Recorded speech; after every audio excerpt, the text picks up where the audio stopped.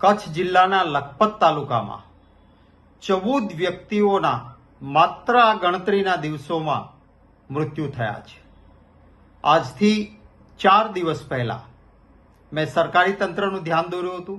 જ્યારે આ રોગની શરૂઆત થઈ હતી, લોકો હોસ્પિટલમાં જવા લાગ્યા હતા અને 2 મૃત્યુ થયા હતા કે તરત જ સરકારનું પણ ધ્યાન દોર્યું, જવાબદાર અધિકારીઓનું પણ ધ્યાન દોર્યું, પરંતુ કોઈ જ ગંભીરતા નહીં લેવાવાના કારણે આ ગણતરીના જ દિવસોમાં કચ્છ જિલ્લાના લખપત તાલુકાના બેખડા, સાંધ્રો, મોરનગર, મેડી, ભારાવાંઢ, વાલાવારી અને લાખાપાર ગામોમાંથી 14 વ્યક્તિઓના મૃત્યુ થયા છે. માણસના જીવનથી વધારે કિંમતી બીજું કશું જ ના હોઈ શકે. મને દુઃખ એ વાતનું છે કે ધ્યાન દોરવા છતાં, સ્થાનિક લોકોએ પણ વારંવાર કહેવા છતાં સરકારી તંત્રના પેટનું પાણી નથી હલતું. એક પણ જવાબદાર ઉચ્ચ અધિકારીએ હજી સુધી લખપત તાલુકાના ગામોની મુલાકાત નથી લીધી.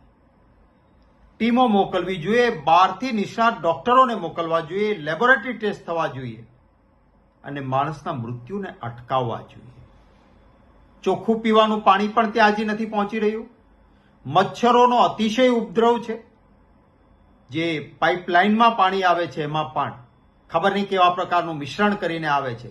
ભાંભળું, ખારું પાણી, ડોળું પાણી પીવા માટે ત્યાંના લોકો મજબૂર થાય છે.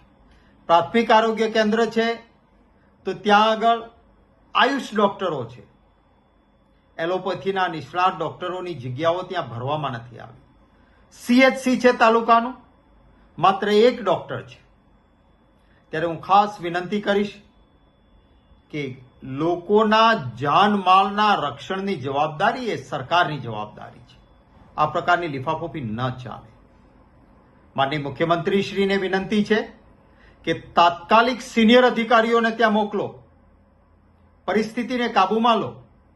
લોકોને તાવ આવે, શરદી ઉધરસ થાય અને થોડા જ કલાકોમાં તો ન્યુમોનિયા જેવી પરિસ્થિતિ થાય, શ્વાસ લેવાની તકલીફ થાય અને માણસના મલ્ટી ઓર્ગન ફેલિયર થાય છે. યુવાનોના મૃત્યુ થાય છે, નાના બાળકોના મૃત્યુ થાય છે. ત્યારે આમાં બેદરકારી ન ચાલે.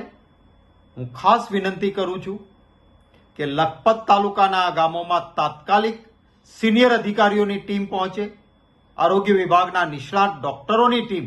માત્ર 2-4 નર્સિંગ સ્ટાફ કે એકાદ ડોક્ટરને મોકલવાથી નહીં ચાલે.